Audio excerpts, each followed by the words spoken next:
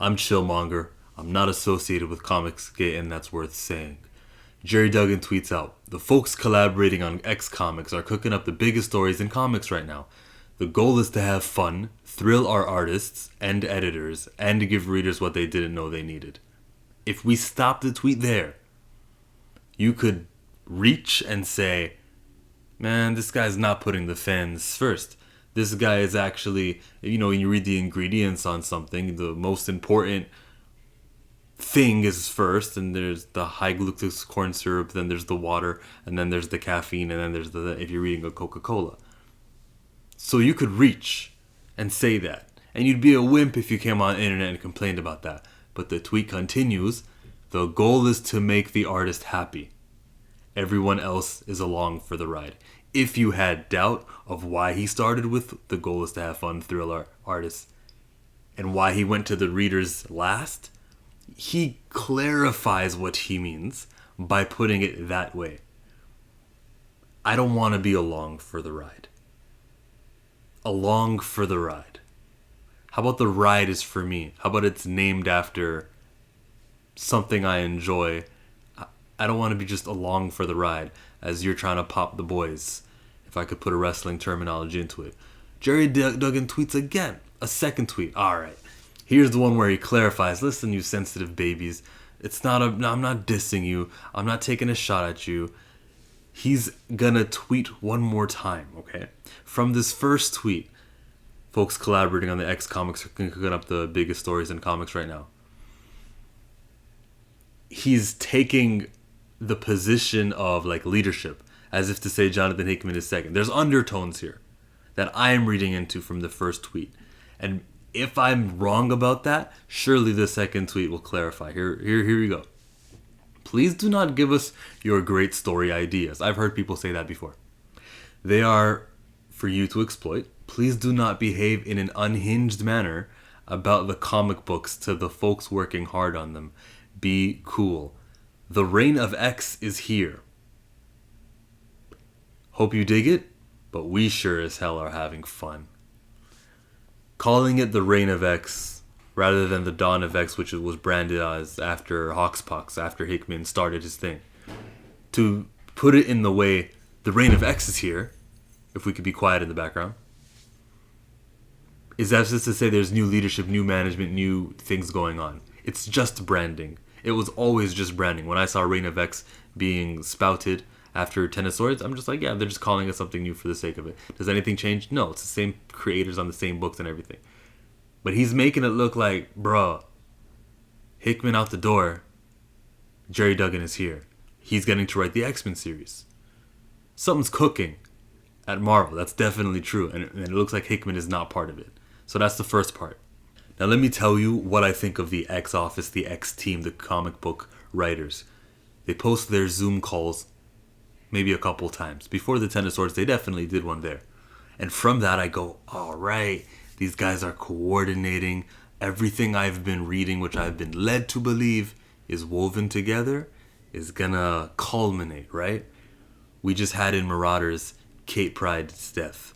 We've had a bunch of deaths in X-Force, actually, but whatever they were brewing there will come to fruition at Ten of Swords. Did any of that happen? No, that didn't happen. We had tie-ins.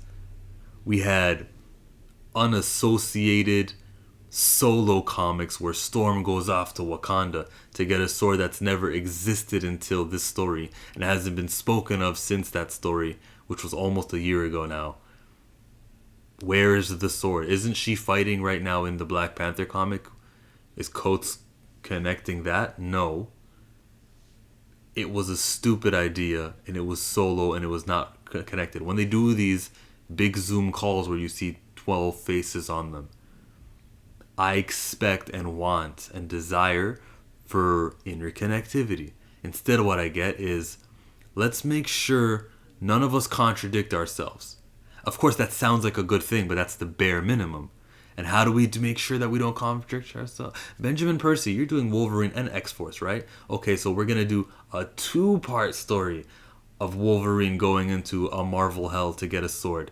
And it'll be just him, and no one else will mix. Yes, that's right. It won't be connected. It won't contradict anybody. We're doing our job here at Marvel.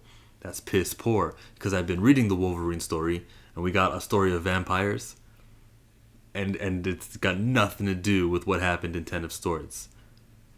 Ten of Swords was just, we're mandated to do an event, sell some books for $5, maybe $6. That was what Ten of Swords was.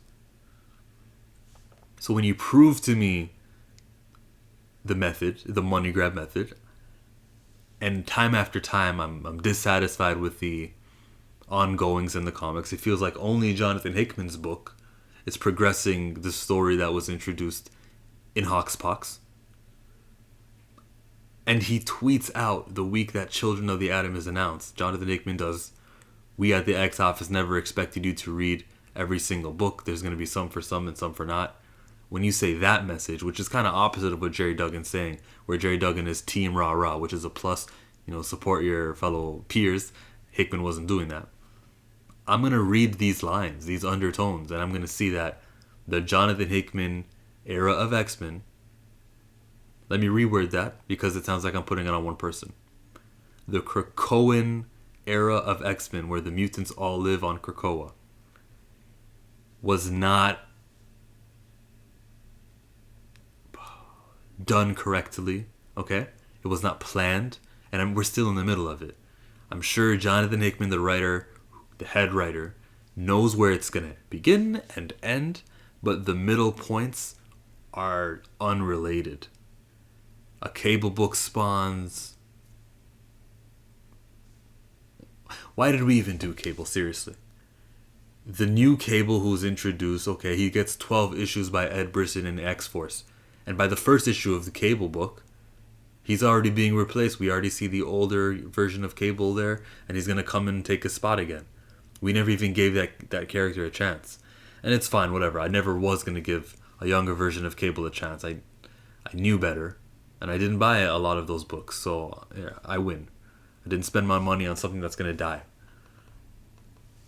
The Cable book, the Hellions book, which people are enjoying and reading, good for you guys. I'm not. Because I see 6-7 characters who are, they've got their book today, but they're not going to have a book. Historically, I know that these characters are D-list characters, and when the new writer picks up X-Men, it's who's doing anything with them. So I'm going to save my money. It's all about saving my money here. I'll put my money and invest in something that's worthwhile, that builds to something, that progresses something. I would love for new characters to be elevated, but I don't see any comic book doing that, especially when you have 12 ongoing series. That's not an exaggeration. I counted. So with the new one, it's, what's it called? It's called X-Corp, right? Trinary, the Indian mutant who is like a technopath, she has a prominence here, a role here. She's like one of the 4 characters who they highlighted, along with Angel and Penance. Is that elevating a character? Some would say yes. She was doing nothing, now she's in a comic. But if you put her on the 12th comic, then you're showing me her level, her position, her tier. By telling me where she fits in the X-Men line, you're not elevating the character. You're showing me her place, which is, we're 2 years into this, and we've decided now is the time for Trinary to be on a team. Trinary, that character. So no, it's not being done there. Keep the X-Men line short. Give me 4 X-Men comics. Have Hickman write to the 2 of them. Have another writer write 2 of them. Therefore, you don't really have to worry about contradictions and stuff. Not as much. So you just got one meeting to do every month, and they'll coordinate things. 4 X-Men comics. Give me a couple of X-Men related stuff you want to do, like the Empire tie and stuff. I'm happy with that. But unless Marvel has shown me Jordan D. White with this catch-up Januaries where I swear to you, go to January of 2020, go look at Jordan D. White's tweets, okay? Go in the search bar and use hashtag catch-up January. You'll probably see. This guy goes, time to catch up on comics I haven't been reading. His first comic, it's a Star Wars comic, because he's got to catch up on Star Wars. I go, that makes sense to me. He's the Marvel editor of the X-Men, so of the books he's reading, Star Wars wouldn't be on his list of things to care about, really. So now it's time to catch up. He's on Christmas break. Go ahead, read your. And then he goes, catch up January, time to read Avengers. You're not reading Avengers? I don't work at Marvel and I read Avengers. But you're a Marvel editor who's not reading the Avengers book? And then book after book, I gotta catch up on the Fantastic Four. I gotta catch up on this Spider-Man story. I gotta catch up on this. And I'm looking at it like, how are you not in the know of what's going on in the world? I watched an interview with Comic Tropes where a writer, Jim Zub, explained how like he does like that interconnectivity. He was talking about, just watch the video, guys, and it's somewhere towards the end of the video where he says, I was reading a Wolverine book and there was a blizzard because in the Thor book the villain made it a blizzard all across the world, so things were connected and it was so cool. And he was saying that, and he was trying to give an example of how he desires from the Marvel editors, like, tell me what's going on in the other comics so I know what's happening when I'm writing my comics. That's what a Marvel writer was doing. This is not an insult to Jim Zub, or this is more of a praise of Jim Zub, but he shouldn't be asking that question. Like, the editors need to be providing this information to him. So it's not an insult to a writer. It's more so a disparaging of fucking editors over at Marvel. They're not woven interconnectivity. They're not doing that. It's not a priority there. I've seen from that interview. And I can see it from when I read it. When you get writers who care, shout out to Al Ewing, people like that are always conscious about the history of Marvel. And they're trying their best to put it in their comics. That's a detriment to fucking Sword right now. The first comic I'm reading Sword, I'm like, this is pretty cool, because we got the 5, now you got these people who are combining their powers. That's always awesome. Why is issue number 2 a crossover with fucking King in Black? I can't get behind that. I've seen it fail too often. And then they did a crossover again with something. Guardians of the Galaxy, was it? Another crossover with book escapes my mind, but this guy keeps crossing over with things. And I've been taught and educated that crossover comics don't matter. For example, in King in Black, I read the Black Panther comic book by Jeffrey Thorne, and it ends with Wakanda defeating these symbiotes. Black Panther combines like the, Ulysses Claw sound cannon thing, shoots it up into the sky, and remember how the symbiotes had a goop covering the whole earth? Well, over Wakanda, there was a big hole, and he freed them, and they got sunlight and everything. Cool, right? That happens in the Titan. When I read issue 5 of King in Black, and I see that the Silver Surfer is outside of Earth, looking like, how do I get away into this planet? It's completely locked up. There's no opening. Well, didn't you Black Panther just solved that? See, they're not connected. The tie-in comics are for your entertainment pleasure. You might get a good story out of it, but really no one's thinking together. No one is... It's poor. That's a perfect example of why, and I can count... If you have an example, write in the comments section right now of a time you saw a tie-in comic, something would happen and it's completely worthless. It's stupid. And sometimes they do tie-in comics. Kelly Thompson, she ties in the Captain Marvel book with War of Realms. And in that comic, she switches bodies with Doctor Strange, right? That happens. That's cool. But like, now that's taken over the story of Captain Marvel. Though she'll do a story like The End, where the world is over, but then she'll use the tie-in comic, and it takes over like 5 parts of her story of Captain Marvel. And I'm seeing like a complete different extreme from Kelly Thompson. Which, shit, I know I'm complaining now about too much tying in, but that's a problem with tie-in comics. I don't think they should be done unless the actual writer of the event is tying them in. With Donny Cates and with his Venom, actually Venom and King in Black flowed together pretty nicely. Donny Cates didn't do a tie-in for War of Realms. Cullen Bunn was taking over the Venom series. That shows you just how valuable tie-in comics are to him.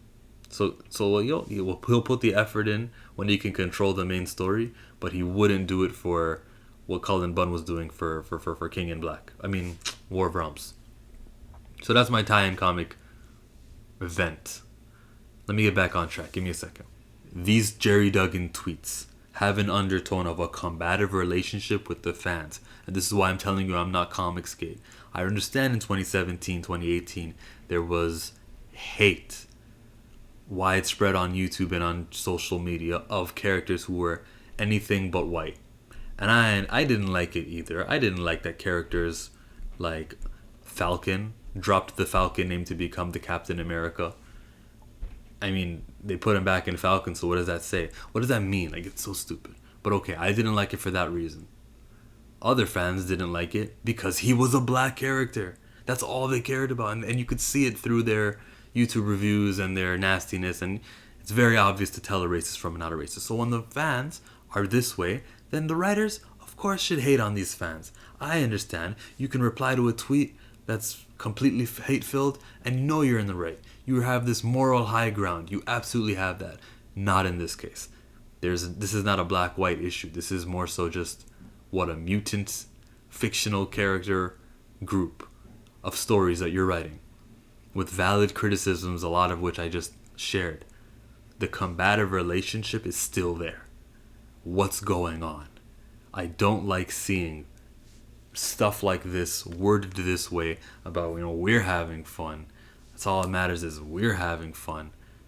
Those are undertones which I am not imagining. They are there. And they used to have the moral high ground of we're not the hateful people. Today, in 2021, these comic books are not race swap, gender swap, all of that nonsense, which I agree and I recognize as nonsense, but not because I'm a hateful person, which comic book YouTubers are, in case you're new to this, or in case you want to pretend that they're not. I will never pretend that is not the case. Now you don't have that moral high ground of looking down on these fucking pieces of crap. That's not the case right now. I don't understand the combative relationship. It's the marketing of it, the over when you make too many comics. It's stupid. It's I want your money, and it's why this is what the whole video is culminating to. I will continue reading Jonathan Hickman X-Men books. I don't want to read anything else. Anything else will be like, oh, that was a good story. Anything else, it will be like, maybe on Marvel Unlimited, months later, I'll check out what the whole thing was, and I'll read the whole run in like an hour. Because these comic book stories, right? They all got to be in the 6-part trades. They all got to fit in that. That's something else I would change about Marvel, guys.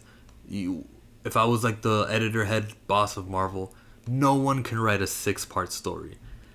You can condense anything into 3 parts, 2 parts, 1 part. 6 is divisible by 3. If someone does 2 3-parters, it's cool. Amazing Spider-Man. It's popular and it's successful, but maybe part of its success is that you got these rotating artists. It's a bi-weekly book so that you can get a story done in 3 issues, another story done in 3 issues. It always feel like there's stuff moving. Every now and again, there's like a 1-issue story. Amazing Spider-Man's pretty cool. They need that mentality. And then, during The Hunted or some cool story, you'll get a 5-parter, but it feel like it was earned. If every story is a 5-part, 6-part story, it's not epic. I want, oh God, this is going to take 6 comic book issues to resolve. This is epic. That's not the case.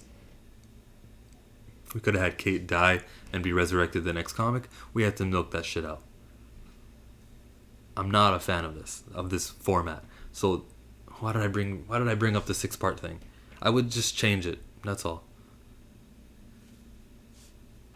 I'll be reading Hickman X-Men. As far as other books, I'm loving the Champions comic series. I'll continue reading Champions. And I'll even buy 2 issues of Champions every week just to show and support what I care for. But there's a lot of money I'm going to be saving in this next little period. Like I think I'm just gonna get Champions. I'll probably pick up Shang-Chi. I'll probably pick up the X-Men book I said. Like there's 3 books that are ongoing. I'd pick up Black Panther, but that kind of ended. I'll pick up again. I think John Ridley is the guy who's doing the next iteration of it. So that's 4 comics I see myself going to the store for. Everything else, like, I could tell you why I'm not interested in. I might have to pick up Thor. I might have to be a Thor fan. I'm not a Thor fan. I hate that character. I dislike that character. He doesn't appeal to me. But when you got someone like Donny Cates writing it, I need to let these guys know that Donny Cates is money. Unless, they should already know that. But maybe I need to support a good ass writer for a character I don't care for. This X-Men stuff has reached its limit with me. It was the Ten of Swords event. That's what got me. Especially with Benjamin Percy's story of Wolverine taking 2 issues to do this story where he gets his sword. I'm happy I got those comics for the Alex Ross covers. One had Beast on it, that was the X-Force. One had Logan on it, that was the Wolverine book. So I made something out of it. Okay, done venting. Thank you for watching. Comment again. What did I say to comment earlier in the video? I said to write a comment about a tie-in that, didn't tie in. You guys have heard me complain about these things, these tie-ins and everything.